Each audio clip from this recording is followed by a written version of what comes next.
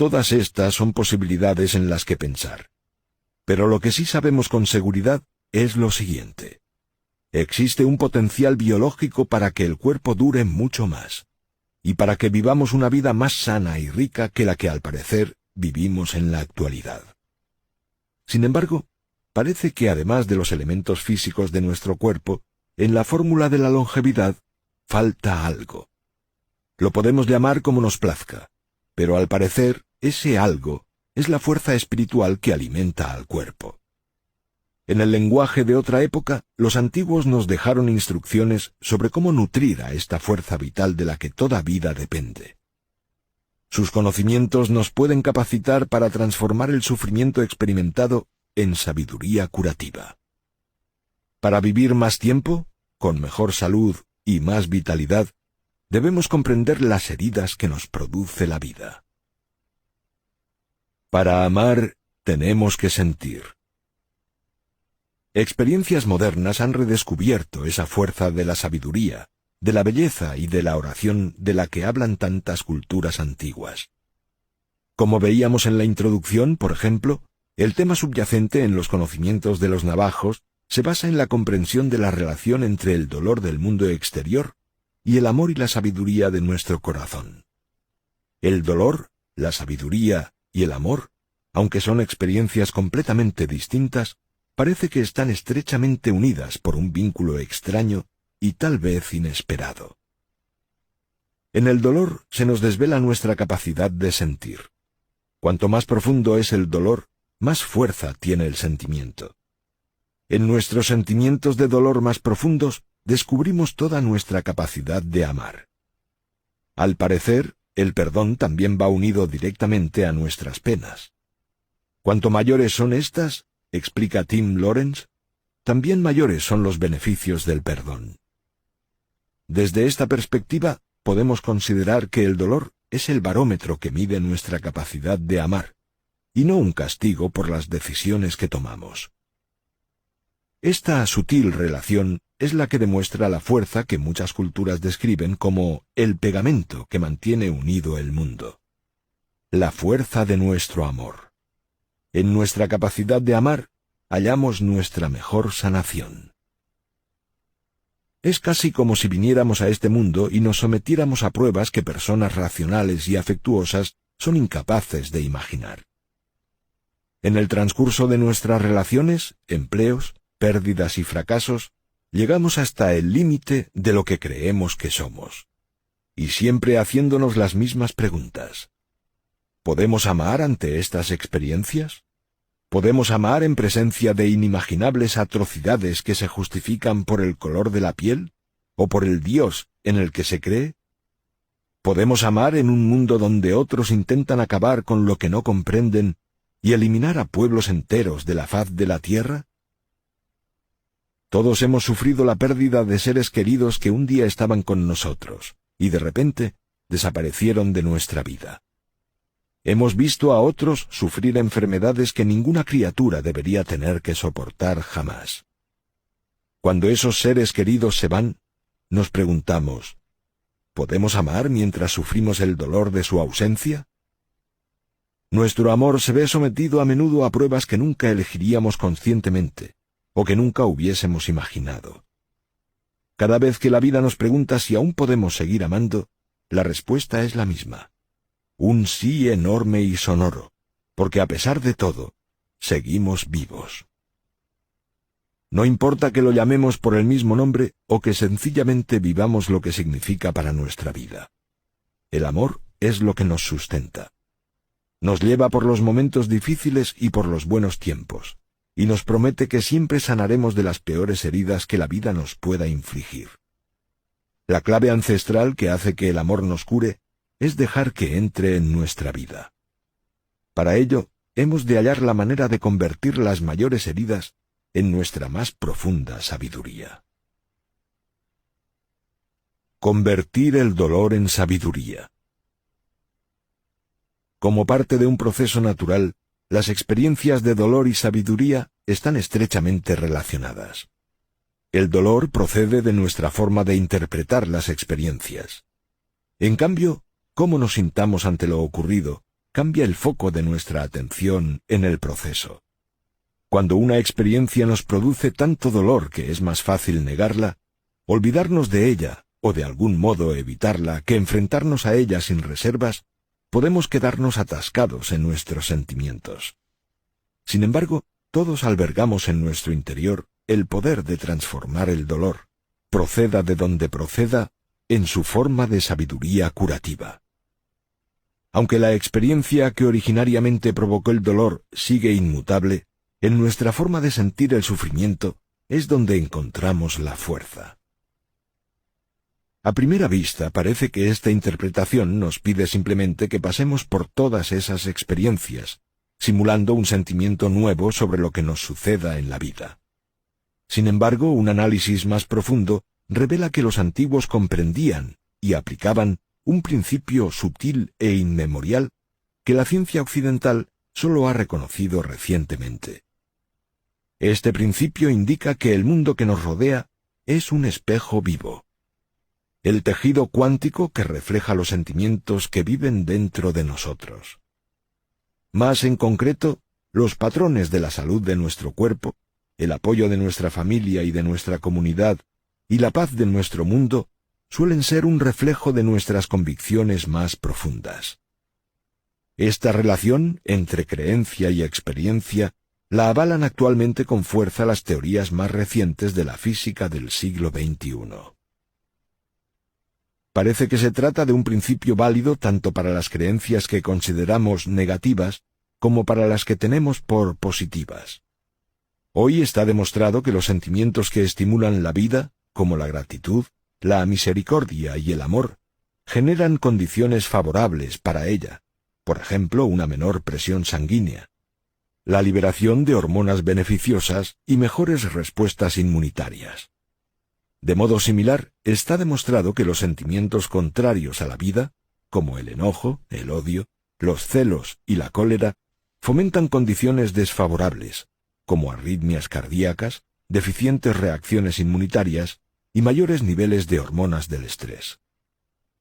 Así pues, tal vez no deba extrañarnos descubrir que en la propia sutileza de este principio hallemos también la llave de la que muchos creen que es la mayor fuerza individual de la creación. En su búsqueda de la verdad de la vida, Gurdjieff fue a parar a un remoto y recóndito monasterio, en un país que no desvela, donde le invitaron a permanecer hasta que hubiese despertado una gran fuerza en su interior. «Quédate», le dijo el maestro, «hasta que adquieras una fuerza que nada puede destruir». Creo que esa fuerza era el amor, la sabiduría y la misericordia, una fuerza que nace de la sanación del dolor. La clave que le da un sentido nuevo a aquello que nos duele es la misma que nos permite ir más allá de nuestros juicios sobre la vida. Es el poder ancestral de la bendición. Capítulo 3. El tercer secreto. La bendición es lo que libera. Más allá de las ideas sobre lo que está bien y lo que está mal, hay un campo. Allí te encontraré. Rumi.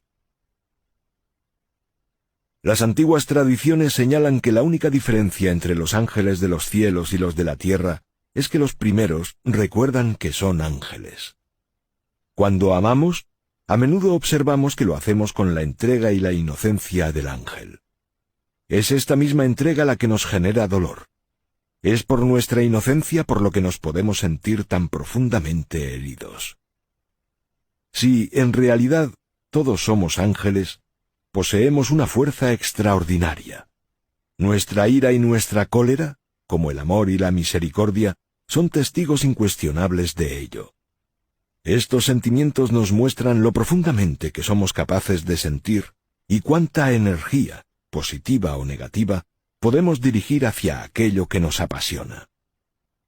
Cuando en las calles de cualquier país veo a gente furiosa que aniquila y destruye aquello mismo que más le importa, pienso, ángeles airados. Creas o no que somos ángeles, la realidad es que hay algo en nosotros que nos permite herir emocionalmente de un modo que no parece que tenga equivalente en otras criaturas.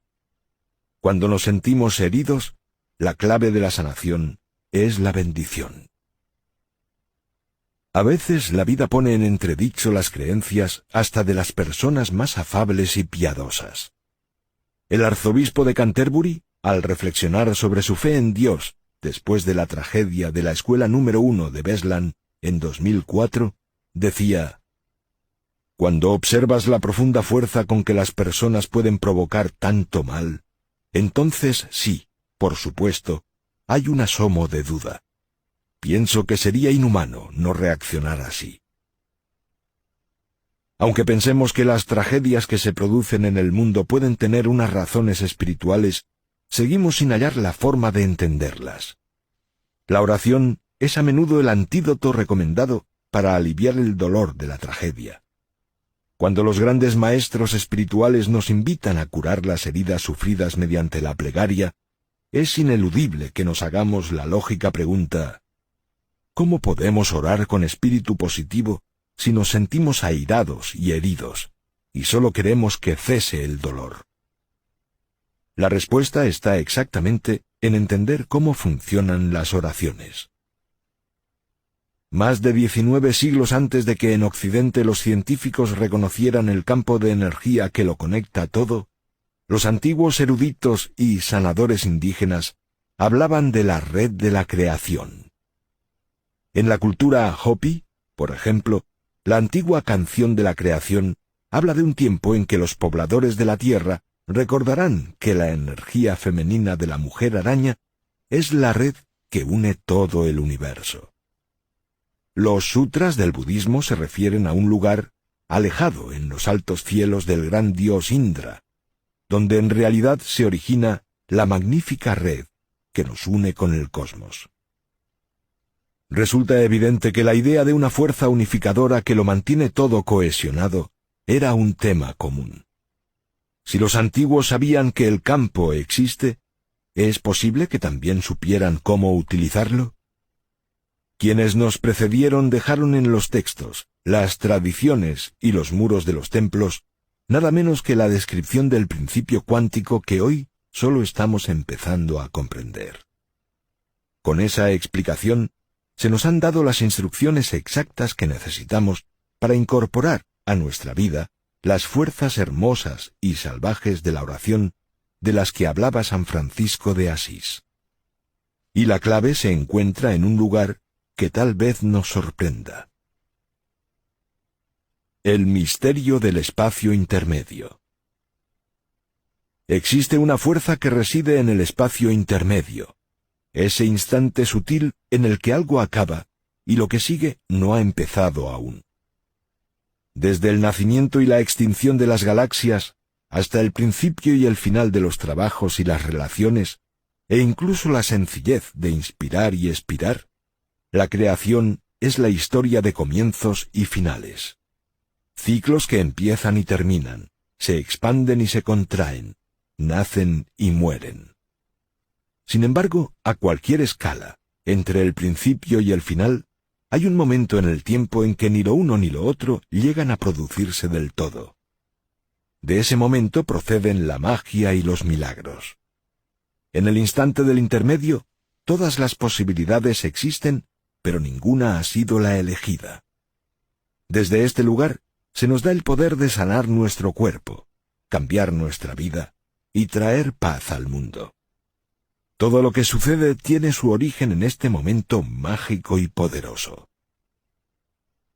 Las sabias tradiciones del pasado llevan honrando desde hace tiempo el misterio y las posibilidades del espacio que une todo lo que sucede.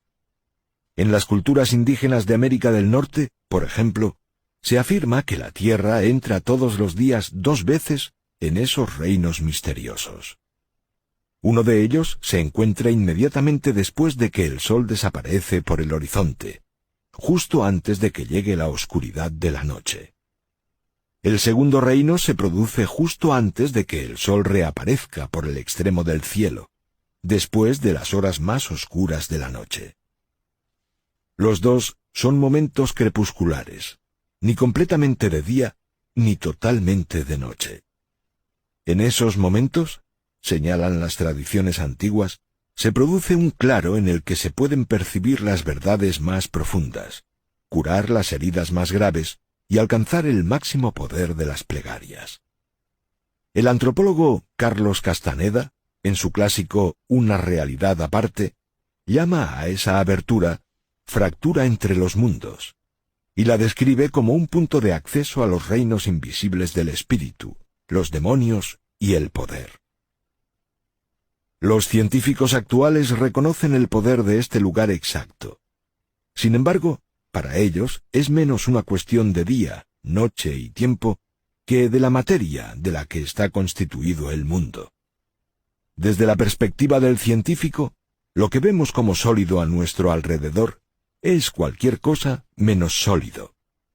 Cuando, por ejemplo, en el cine se proyecta una imagen en movimiento en la pantalla que tenemos frente a nosotros, sabemos que la historia que vemos no es real. El amor o la tragedia que nos llegan a los ojos, en realidad, son el resultado de muchas imágenes fijas que se suceden con la rapidez suficiente para crear la sensación de una historia seguida. Los ojos ven las imágenes de forma independiente, una tras otra, pero el cerebro las funde en lo que percibimos como una película ininterrumpida. La física cuántica señala que el mundo funciona de modo muy similar.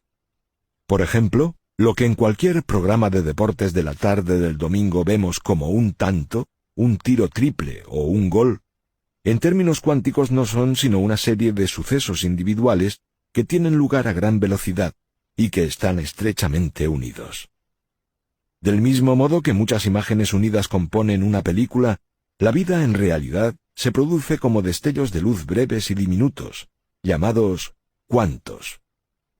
Los destellos cuánticos de la vida se suceden a tanta velocidad que si el cerebro no está entrenado para funcionar de otro modo, como ocurre en algunas formas de meditación, se desarrollan como pulsaciones para crear la acción que vemos los domingos en los programas deportivos.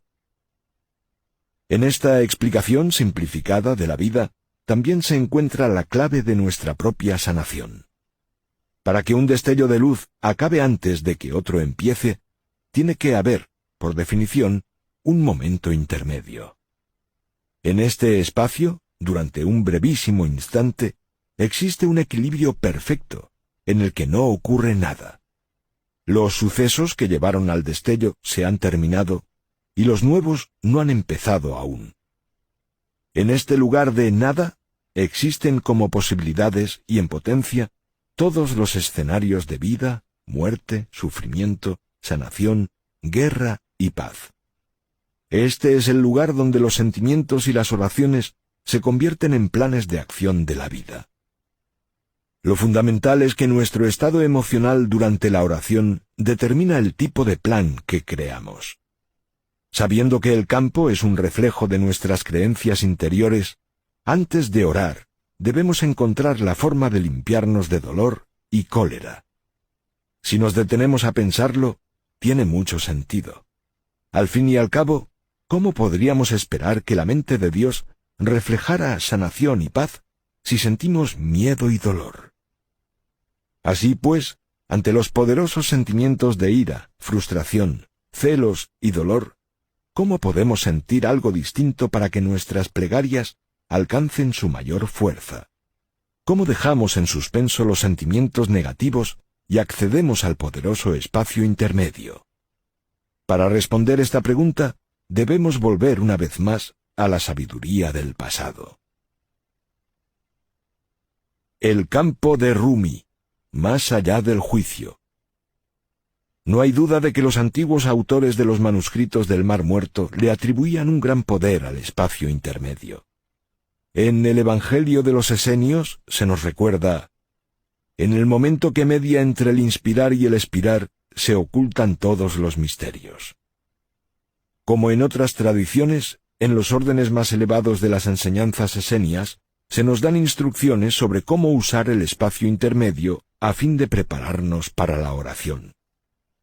En concreto, explican cómo hemos de disponer la mente, el corazón y el cuerpo antes de que empiece la plegaria. Aunque solo sea por un momento, se nos invita a crear una experiencia en la que temporalmente queden en suspenso nuestros juicios, temores y penas.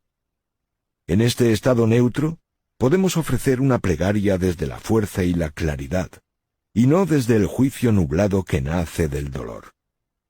De esta forma entraremos en el sagrado diálogo con la mente de Dios, en un estado de conciencia que le aporta a nuestra vida el mayor de los beneficios de la oración. Con palabras a la vez elocuentes y sencillas, el poeta sufí Rumi nos invita a acompañarle a ese lugar neutral una vez que lo hayamos descubierto en nuestro interior. Y formula su invitación en 2 frases breves, pero de gran fuerza. Más allá de las ideas sobre lo que está bien y lo que está mal, hay un campo. Allí te encontraré. ¿Cómo se llega a ese lugar cuando la vida nos muestra un mundo que parece aterrador y peligroso? Las instrucciones son muy claras. La bendición, el lubricante emocional. Hoy, la llave del campo de Rumi se encuentra más allá de lo que pueda estar bien o mal, en la sabiduría de la bendición. Tal vez, contrariamente a la idea popular de que cuando bendecimos algo ponemos en ello nuestro sello de aprobación, esta forma de bendición no justifica, estimula ni frena ninguna acción, circunstancia ni suceso. No acepta ni niega ningún punto de vista. Simplemente reconoce lo que ha ocurrido. El acto de reconocimiento sin juicio es la apertura que permite que se inicie la sanación. Y esta es la razón. Cuando vemos algo que nos duele tanto que necesitamos reaccionar, desconectar o huir, tendemos a negar lo que sentimos. Así es como superamos muchas experiencias. Sofocamos el sentimiento que rodea lo que vivimos y lo escondemos profundamente para evitar que nos hiera más aún. Pero el dolor no se va sin más. Va a donde lo guardamos. Después, en el momento que menos lo esperamos, encuentra una salida y reaparece, muchas veces de una forma que nunca hubiésemos deseado.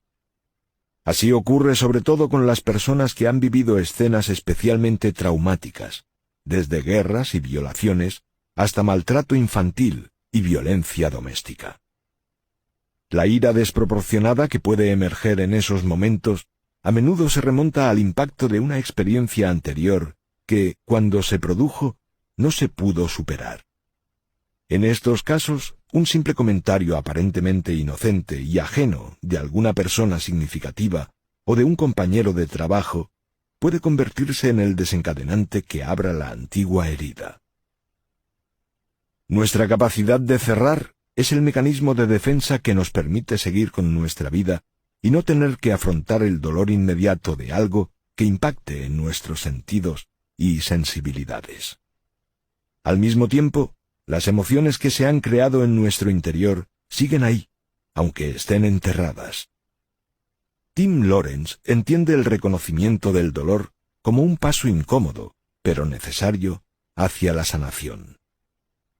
Es un proceso de catarsis emocional que permite a la persona superar ese sentimiento de que se la está dañando.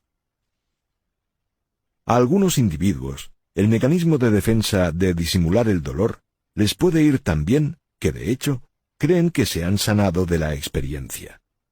Incluso pueden pensar que han olvidado qué fue lo que les hizo daño.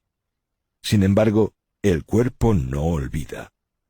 Diversos estudios demuestran que el ADN y las células están en comunicación directa con los sentimientos que albergamos sobre la vida. Para cada sentimiento, el cuerpo crea su correspondiente química. Mediante la liberación de hormonas de afirmación de la vida, como la DHEA, o de sus opuestas, como el cortisol, experimentamos literalmente lo que se puede llamar la química del amor o la química del odio. Sabemos por intuición que así es, porque entendemos que la alegría y el aprecio ejercen una influencia positiva en nuestro cuerpo y hacen que nos sintamos más fuertes y ligeros, mientras que la ira y el miedo producen el efecto contrario. En algunas culturas holísticas se señala que enfermedades como el cáncer son manifestaciones no resueltas de la ira, el dolor y la culpa que emergen en aquellas partes del organismo donde antes se ocultaron. Tal vez no se pueda demostrar científicamente en este momento, pero la relación entre el trauma emocional y los órganos asociados con él existe, sin duda, y merece un mejor estudio. Teniendo en cuenta todas estas consideraciones, parece que desdeñar lo que nos duele puede tener unos prolongados efectos contrarios a nuestros intereses. Tiene sentido buscar la forma de transformar lo que nos pueda herir en una experiencia nueva que nos ayude. Y lo podemos hacer reconociéndolo y dejando que se mueva por nuestro cuerpo. Es aquí donde el acto de bendición entra en el proceso de sanación. ¿Qué es la bendición? La bendición se puede definir como una cualidad de pensamiento, sentimiento o emoción que nos permite redefinir los sentimientos que albergamos sobre algo que nos duele ahora o nos dolió en el pasado. Dicho de otra forma, bendecir algo es el lubricante que nos libera de las emociones dolorosas y nos da paso a una mejor sanación, en lugar de mantener los sentimientos atascados y sin resolver en el cuerpo.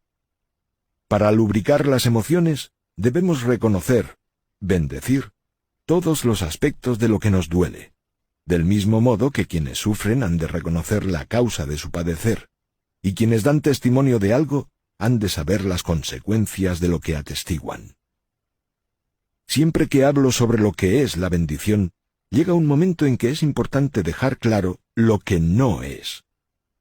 Cuando bendecimos a alguien que nos ha herido, resulta evidente que no proclamamos que lo que haya ocurrido está bien y que quisiéramos que sucediera de nuevo. La bendición no perdona ni excusa ninguna atrocidad ni acto de sufrimiento. No pone el sello aprobatorio en ningún suceso doloroso, ni señala que desearíamos revivirlo de nuevo.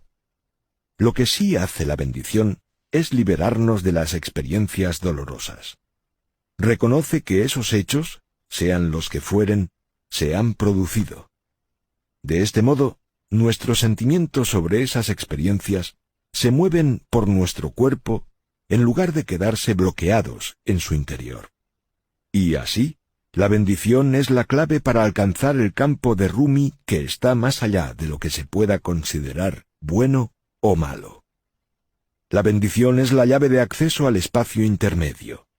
Suspende nuestro dolor temporalmente, lo suficiente para que podamos reemplazarlo por otro sentimiento. Con el acto de bendición, damos por supuesto nuestro poder de liberar las heridas más profundas y los sentimientos no resueltos. La bendición lo consigue sin necesidad de retrotraer esos sentimientos a su origen, revivir de nuevo el dolor y otra vez caer en lo más profundo de la pena, ni de embarcarse en un empeño interminable por comprender por qué las cosas ocurrieron como ocurrieron. Todos estos senderos pueden funcionar en un grado u otro, y para algunas personas, sin necesidad de ninguna capacidad distinta de la que ya poseen en su interior. Basta el acto de bendición para alcanzar el poder de cambiar nuestra vida. Y lo hace en un abrir y cerrar de ojos. Cuando conseguimos tomar nuestras decisiones y ofrecer nuestras plegarias desde una posición de fuerza y claridad, y no desde la flaqueza de la ira y el dolor, se empieza a producir algo maravilloso. ¿Te parece demasiado sencillo para que funcione? Tan poderosa herramienta puede ser tan simple o tan difícil como tú lo decidas. Es fácil comprender la razón de que la bendición funcione tan bien. Resulta imposible juzgar algo cuando al mismo tiempo lo bendecimos. La mente no nos deja hacer las dos cosas a la vez.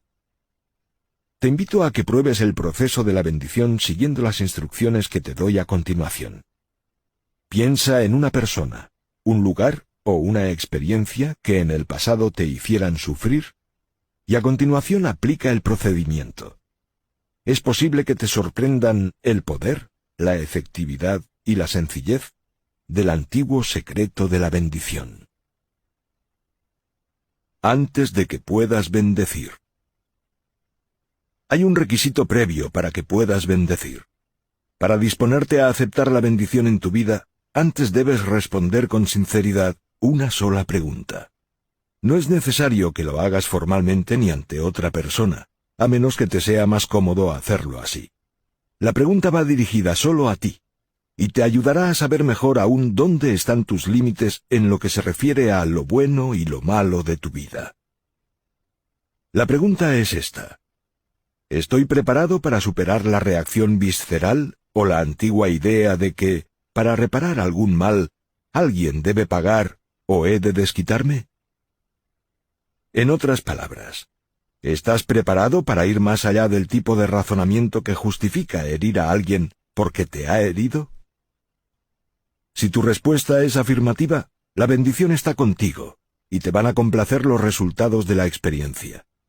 Si es negativa, debes averiguar por qué decides aferrarte a una idea que te tiene encerrado en ese dolor que te lleva al propio sufrimiento del que te quieres sanar.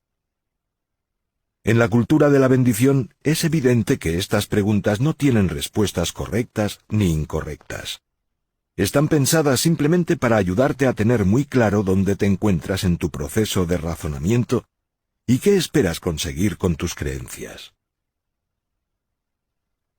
La antigua llave. Puede parecer que el acto de bendición esté en contradicción directa con las creencias de algunas tradiciones, pero también se ajusta perfectamente a las enseñanzas de algunos de los grandes maestros espirituales del pasado. Lo expongo aquí porque he comprobado personalmente que encierra la llave de la sanación más profunda, para el mayor número de personas y en el menor tiempo posible. Los textos espirituales occidentales que conservan gran parte de los conocimientos sobre la bendición fueron corregidos, o en algunos casos, eliminados por completo. Hoy tenemos que deducir las antiguas técnicas que se conservaron en los libros bíblicos perdidos y recuperados a mediados del siglo XX. Es interesante que una de las mejores explicaciones del poder de la suspensión del juicio se encuentra también en uno de los libros más polémicos, el Evangelio de Tomás, que se descubrió como parte de la biblioteca de Nag Hammadi. Lo fundamental de este fragmento de los Evangelios es el registro de lo que Jesús les dijo a quienes conoció en su vida. En él podemos encontrar una conversación que tuvo con sus discípulos sobre los secretos de la vida, la muerte y la inmortalidad. A la pregunta de qué podemos esperar que nos depare el destino, Jesús responde, para empezar, desvelando las claves de lo que él denomina los árboles de nuestra existencia, los atributos de la vida que son constantes y duraderos. Quien llega a conocerlos, los árboles, no experimentará la muerte, señala. Una de esas claves es la capacidad de abstenernos de cualquier juicio. Con la elegancia tan habitual de la verdadera sabiduría, Jesús describe el estado de conciencia neutral y les señala a sus discípulos lo que deben hacer para entrar en el lugar de la inmortalidad que él llama el reino. Cuando hagáis de dos uno, y hagáis lo interior como lo exterior, y lo exterior como lo interior, y lo alto como lo bajo, y cuando hagáis de lo masculino y lo femenino uno y lo mismo, entonces entraréis en el reino. Sus palabras se entienden perfectamente. Solo cuando somos capaces de ver más allá de las diferencias que juzgamos, es decir, cuando eliminamos las polaridades que en el pasado lo han separado todo, nos creamos el estado de ser en el que no experimentaremos la muerte. Cuando sabemos trascender lo correcto y lo incorrecto, lo bueno y lo malo que la vida nos muestra, encontramos el mayor poder para convertirnos en algo más que aquello que nos ha herido. Aunque la mente sabe que la causa de nuestro sufrimiento puede existir en un nivel, es el sentimiento del corazón el que le habla al campo de la mente de Dios y crea. Como maestro y sanador, Jesús nos enseña a superar las heridas con la sabiduría del corazón. Hay otras enseñanzas que señalan técnicas parecidas, pero las que explica tal vez sean las más claras y precisas. Y la razón pueden ser, en parte, las lecciones que aprendió con el estudio de otras tradiciones espirituales. Tomás transmite la esencia de las enseñanzas de Jesús, pero las traducciones modernas de su Evangelio nos dejan con la sensación de estar leyendo el Reader's Digest, una versión resumida de ideas de mucho mayor alcance. A continuación hago una exposición más detallada de cómo actúa el proceso de bendición de Jesús, tomado como una suma no sólo de sus enseñanzas, sino también de muchas otras. Las instrucciones. En las traducciones occidentales de la Biblia se nos dice que bendigamos sin meditar mucho en cómo hacerlo, ni en por qué la práctica de la bendición funciona. Tal vez la más conocida de estas referencias sean los pasajes en los que Jesús explica a sus discípulos las cualidades espirituales que mejor les servirán en este mundo y en el que ha de venir. Bendecid a quienes os maldigan y orad por quienes os utilicen sin misericordia. Por extrañas que estas palabras puedan parecer en el mundo actual, donde es fácil confundir la justicia con la venganza, no consigo imaginar cuánto lo debieron de ser hace 2000 años. En las ediciones corregidas se observa que este tema se repite en diferentes grados en todas las enseñanzas de Jesús. En la carta a los romanos, por ejemplo, las instrucciones sobre cómo hemos de reaccionar ante el acoso y el tormento dejan pocas dudas sobre la intención del mensaje. Bendecid a quienes os persiguen. Bendecid y no maldigáis. Aunque muchas de las enseñanzas de Jesús referentes a la bendición iban dirigidas a los ataques personales, fueran físicos o verbales, la idea de bendición también se extiende al dolor que sentimos al saber que otros están sufriendo. Cuando experimentamos algo que nos hiere, el dolor emocional puede aparecer en 3 lugares. Algunos son más fáciles de tratar que otros, pero para que la bendición funcione, hay que reconocer los 3. Este es el poder de la bendición. Nos eleva por encima de la antigua trampa de lo correcto y lo incorrecto de lo que haya sucedido. ¿Por qué voy a desear bendecir precisamente lo que me ha lastimado?, te preguntarás. Es una gran pregunta que me planteé hace años cuando descubrí el poder que para mí tenía la bendición. La respuesta es clara, e incluso de una simplicidad decepcionante. Ante las heridas de la vida, tenemos 2 opciones. Podemos enmascararlas y enterrarlas, y dejar que poco a poco nos despojen de lo que más queremos hasta que acaben por destruirnos, o aceptar la sanación que procede de reconocer nuestras heridas y seguir viviendo sanos y pletóricos. Personalmente creo que esta es la intención de lo que se afirma en el Evangelio de Tomás. Si haces que nazca lo que tienes en tu interior, te salvará. Si no lo haces, te destruirá. La mejor manera de resumir el reto y la recompensa de aplicar este principio a nuestra vida es con las palabras de San Francisco de Asís. Dice de su vida: «Fue fácil amar a Dios en todo lo que es hermoso, pero las lecciones más profundas me enseñaron a abrazar a Dios en todas las cosas». Esto significa tanto las experiencias agradables como las desagradables. La elección nos corresponde a nosotros. Si optamos por la sanación, el camino es la bendición. Cuando decidimos bendecir, solemos hacerlo en 3 aspectos o grupos de personas.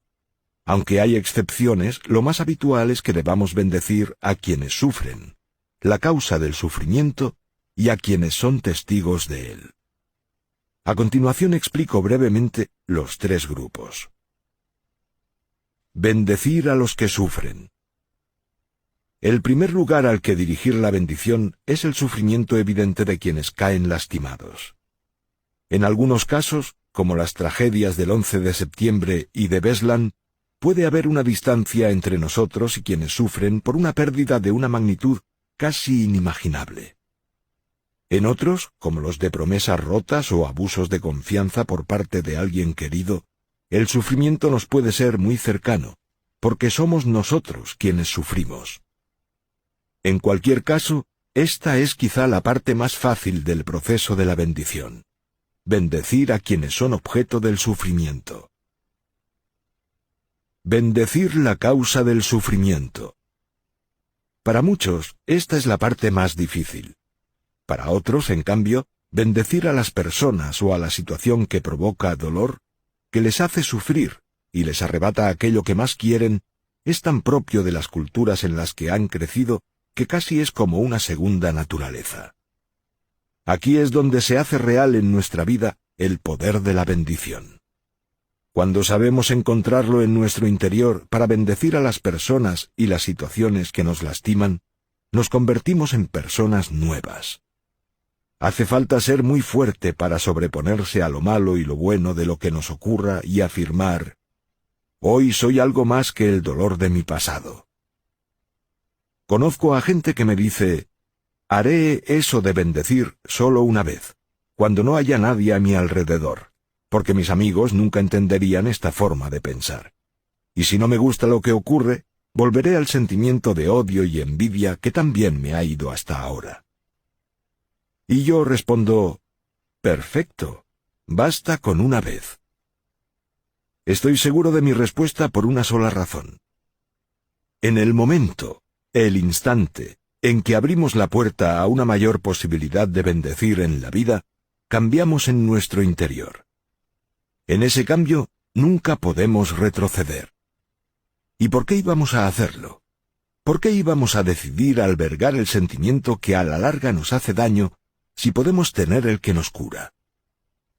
Tanto si optas por probarlo una vez y dejarlo como si no, para que la bendición funcione, debes ocuparte de todos los aspectos de la experiencia, incluyendo bendecir a las personas, los lugares y las situaciones que más te disgustan y más ira te pueden provocar. Bendecir a quienes son testigos del sufrimiento. Es la parte de la bendición que podemos pasar por alto con mayor facilidad. Además de la relación entre los que sufren y quienes provocan el sufrimiento, están aquellos que han de darle sentido a lo que queda. Somos nosotros. Quienes nos quedamos debemos explicar el asesinato de civiles y niños inocentes en las guerras, la brutalidad contra las mujeres en muchas sociedades y las consecuencias de las relaciones fallidas y los hogares rotos. Es fácil olvidarnos de nosotros ante el dolor de otras personas, pero nuestra reacción, nuestros sentimientos persistentes, también son ese mensaje que le enviamos a la mente de Dios después de cualquier tragedia. En última instancia, nuestros sentimientos individuales y colectivos son los que llenan el vacío que dejan las desgracias, del tamaño que sean, de ámbito familiar o planetario. Como testigos, merecemos la bendición. El modelo de la bendición. La clave para recibir el don de la bendición está en ofrecerla. En primer lugar, busca un lugar retirado, donde nadie pueda oír tus palabras. Después, simplemente empieza por decir lo siguiente en voz alta. Bendigo. Escribe el nombre o los nombres de quienes sufren o han sufrido. Bendigo. Escribe el nombre o los nombres de las personas o las cosas que infligen el sufrimiento. Conviene ser lo más concreto posible. Me bendigo por poder atestiguarlo. No dejes de bendecir. La experiencia de usar el modelo anterior me dice que a veces, para que llegue a funcionar de verdad, se requiere cierto tiempo. La razón de ello no tiene ningún secreto. Para sobrevivir en este mundo, todos hemos aprendido a ocultar bien nuestros propios sufrimientos. A veces los disimulamos tan bien que llegamos a olvidar dónde los hemos escondido. No te desanimes si te da la impresión de que tus bendiciones no funcionan las primeras veces que las usas. Es posible que haya que repetirlas para romper el caparazón que te construiste para protegerte. Así pues, no dejes de bendecir. Hazlo en voz alta, y repítelo, una y otra vez. Cuando sepas quién o qué ha provocado el dolor que estás bendiciendo, llámalo por su nombre, y refiérete a las fechas concretas. Cuanto más precisos sean los nombres y las fechas, más despejado será el acceso que crees al recuerdo del dolor que sufres. Repite la bendición hasta que sientas un calor que se extiende del pecho al estómago. Mientras sigues, el calor irá en aumento y te invadirá todo el cuerpo. No te sorprendas si en ese proceso te ves hundido, te afloran las lágrimas y no puedes impedir el llanto. Así es como la bendición nos libera del dolor y deja que se mueva por nuestro interior. Cuando se siente que la bendición ha concluido, el mundo nos parece distinto.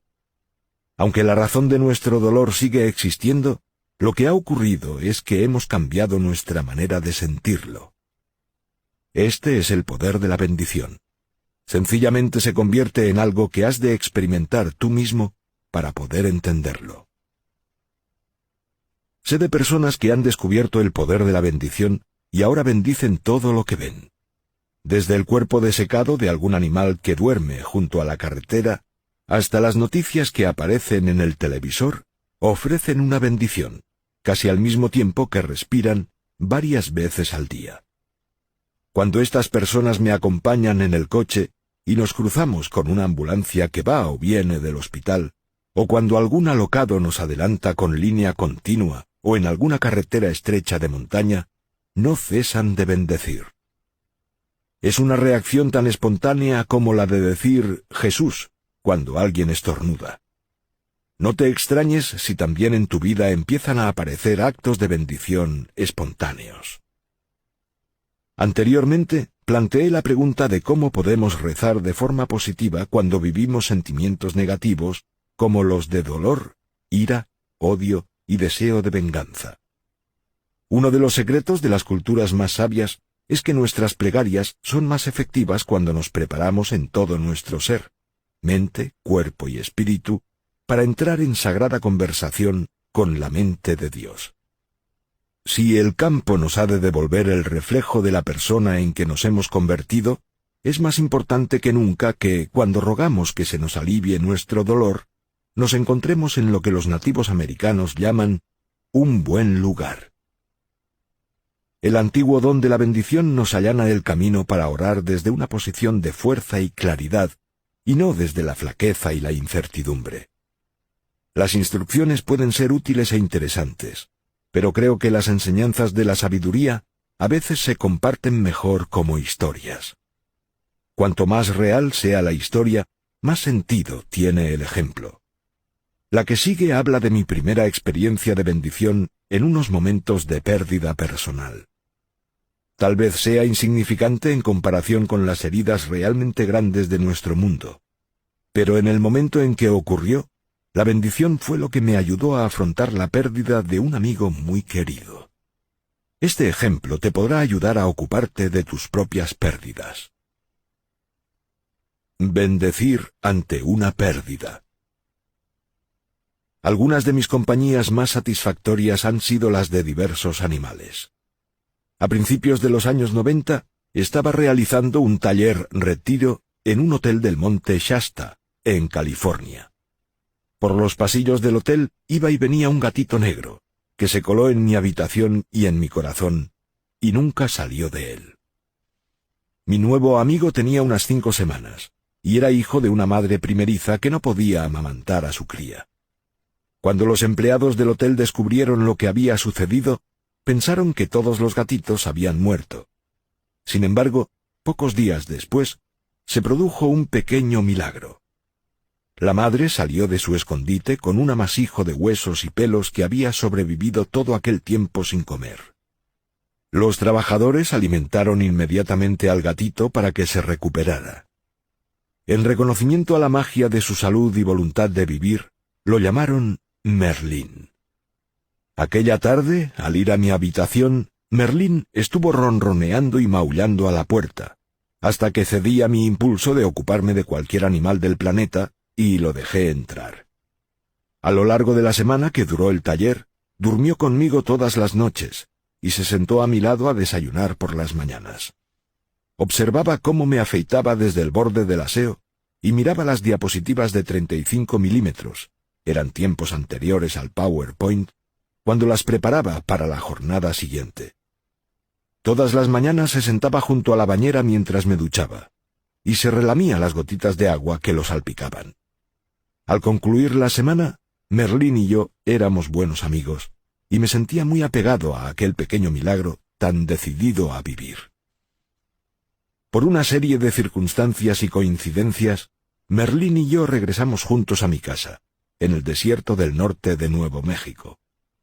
Pronto se convirtió en mi familia, y en los 3 años siguientes estuvo siempre conmigo cuando preparaba la cena y se dormía junto al viejo Apple mientras escribía mi primer libro. Una noche, Merlín salió a la calle, como solía hacer a aquella hora, y nunca lo volví a ver. Fue en el verano de 1994, durante la semana en que un inmenso cometa colisionó con Júpiter. Al principio pensé que quizá hubiera ido a explorar, como hacen a veces los gatos, y que regresaría pronto. Bien podía ser que Merlín se orientara por el desierto empleando las líneas magnéticas de la Tierra, al igual que las aves y las ballenas, los mismos campos que se veían afectados por el extraño efecto de Júpiter sobre los campos magnéticos terrestres. Era posible que estos hubiesen cambiado y hubieran llevado a Merlín a cualquier otra parte. O podía haber miles de otras razones. El hecho era que Merlín se había ido. Después de 2 días sin verlo, empecé a buscarlo. Estuve casi una semana sin atender el teléfono ni hacer otra cosa que buscar por los campos del norte de Taos, en Nuevo México. ¿Habría caído en alguna trampa que los granjeros colocaban para los coyotes que acosaban a sus ovejas? Tal vez se había quedado encerrado en algún edificio viejo, o se había caído en un pozo y no podía salir. Busqué por nidos de búhos y miré por todas las madrigueras de tejones y guaridas de coyotes que encontré. Llegó un momento en que dejé de buscar a Merlín y comencé a buscar rastros suyos, su piel o su collar. Todos los esfuerzos fueron inútiles. Una mañana estaba tumbado en la cama justo antes de la salida del sol, medio adormilado, y simplemente pregunté por alguna señal. Necesitaba saber qué le había ocurrido a mi amigo. No había terminado siquiera de hacerme la pregunta en la mente, cuando ocurrió algo que nunca antes me había sucedido, y nunca me ha vuelto a suceder. Por la buhardilla me llegó un ruido que procedía del exterior, después otro, y luego otro más. En pocos segundos, desde todas las direcciones y rodeando por completo la casa, oí el aullido inconfundible de los coyotes, más de los que jamás había oído en todos los años que llevaba viviendo en aquel lugar. Estuvieron ladrando y aullando unos minutos, y después, igual como habían empezado, cesaron de golpe. Las lágrimas afloraron cuando me dije en voz alta: «No creo que Merlín vuelva conmigo». En aquel momento vi claro lo que le había sucedido a mi amigo. Supe que los coyotes se lo habían llevado y que nunca lo volvería a ver. Ese mismo día, más tarde, comencé a ver coyotes por los alrededores, a plena luz del día. Los había visto antes, claro está, pero siempre aparecían a la puesta del sol o justo antes de que amaneciera. Ese día estaban por todas partes en plena tarde, solos, en pareja o en grupos de 3, cachorros y familias enteras, todos merodeando sin rumbo por los campos. La razón de que cuente esta historia es que la pérdida de Merlín me dolió. En mi dolor pude haber salido tras los coyotes, uno después de otro, pensando: «Este es el que se ha llevado a mi amigo». Pude haberme apostado en lo alto del tejado con el rifle en la mano y vengar la muerte de Merlín, hasta que no quedara coyote alguno en todo el valle. Podía haber hecho todo eso, y nada hubiese cambiado. Merlín no habría regresado. No estaba enojado con los coyotes, simplemente añoraba a mi amigo. Echaba de menos su personalidad y los graciosos ruidos que hacía en sus hazañas de acoso y derribo de las polillas que se quedaban pegadas en el cristal de la puerta por la noche. Me faltaba su forma de mirarme, de abajo a arriba, tendido en el frescor del suelo de baldosas en verano. Aquella noche enfilé la polvorienta carretera de grava que serpentea por el valle hasta la autopista. Fue en ese trayecto cuando tuve mi primera experiencia de bendecir.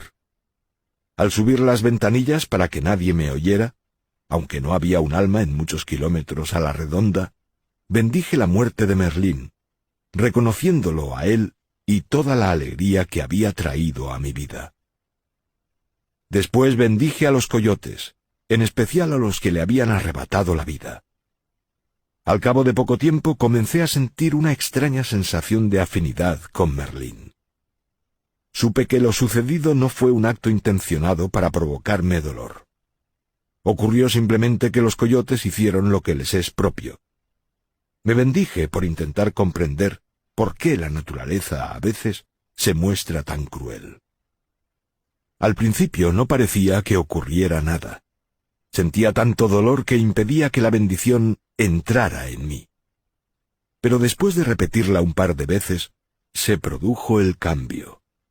El sentimiento comenzó como un calor en el estómago, que fue en aumento mientras se extendía por todo el cuerpo y en todas direcciones.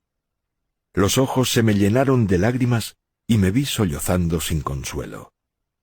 Me aparté a un lado de la carretera y bendije lo mejor que pude hasta que no me quedaron fuerzas para seguir haciéndolo. Supe que, por ese día, la bendición había concluido. Lo importante del acto de bendecir es que el mundo no cambia. Somos nosotros los que cambiamos. En nuestra disposición a reconocer y liberar lo que sea que nos produzca dolor, el mundo parece distinto, y nos convertimos en personas más fuertes y sanas. Después de la paz que ese día firmé con los coyotes, aunque los oigo por las noches, nunca he vuelto a ver ninguno que se acerque a mi casa. Sin embargo, el año pasado sí vi un gato de otro tipo, mi primer puma en directo. Cruzó por debajo de la valla y se metió en el patio trasero. Cuando no basta con mirar hacia otro lado. La historia de Merlín puede parecer insignificante, pero la cuento porque es auténtica y profundamente personal. El principio de la bendición que he expuesto para Merlín funciona para cualquier dolor que puedas sufrir, sea en el espacio más inmediato o en el más global. Hace poco tuve una oportunidad de poner a prueba el poder de la bendición ante uno de los actos más angustiosos y horribles que he vivido de adulto. Como en el caso anterior, fue la clave de que pueda seguir teniendo fe en el mundo, y me dio fuerzas para asegurar que dejaremos un mundo mejor que el que nos hemos encontrado. Sentí que se me agarrotaba el cuerpo ante lo que llegaba a mis oídos. Un civil estadounidense que trabajaba en Irak acababa de ser ejecutado, por decapitación, y arrojado a la cuneta de una carretera, sin la mínima dignidad ni respeto que merece la vida humana en cualquier parte del mundo. Me encontraba en Europa, en una gira de promoción de un libro, cuando la CNN informó del brutal asesinato. El presentador decía que, aunque en otros países las agencias de noticias mostraban el vídeo y fotografías de la decapitación, la CNN había decidido no difundir aquellas imágenes. Sin embargo, en su lugar el comentarista daba una explicación pormenorizada de lo que él había visto en el vídeo. Me rijo mucho por la imaginación. Por eso, tal vez, aquello para mí fue peor aún que ver las propias fotos. Al escuchar la descripción oral de los últimos segundos de la vida de aquel hombre, las imágenes que se me formaban en la mente me turbaron con el sentimiento irreal que a menudo acompaña a las noticias que nos hieren la sensibilidad. Una de las lecciones que he aprendido de las brutales ejecuciones de Irak y de las imágenes de las guerras de cualquier lugar y momento de la historia es que nunca se pueden entender, en el sentido que el diccionario le da a esta palabra, los sufrimientos ni la pérdida de vidas que se producen en los conflictos bélicos. Para las personas racionales y afectuosas, no tiene sentido tratar siquiera de comprender las atrocidades que acompañan a esas acciones. Para ello, tendríamos que ponernos en el lugar de quienes están en la batalla y pensar como ellos piensan. Al mismo tiempo, estas acciones han pasado a formar parte de nuestro mundo. Son algo real y que ha sucedido. Cuando en mis conferencias y talleres pregunto al público cuántos han cambiado de costumbres al ver ese tipo de noticias, la imagen de tantas manos que se levantan es muy elocuente.